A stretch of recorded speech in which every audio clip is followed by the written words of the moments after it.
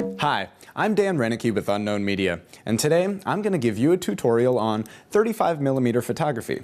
When first starting off with photography, many people start off with a 35mm film camera.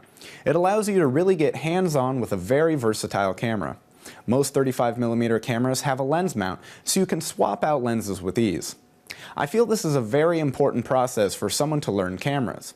It is good to experiment with different lens lengths so you can learn the difference between something like a 35mm lens and an 85mm lens.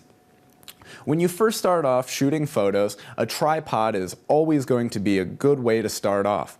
A tripod will allow you to take a little bit of time and set up your shot before you go in and just fire off photos. Also, getting a steady hand to shoot quality photos will take time and a little bit of practice. You should always take a very critical look at your photos when you're finished. The best way to learn photography is going to be through trial and error.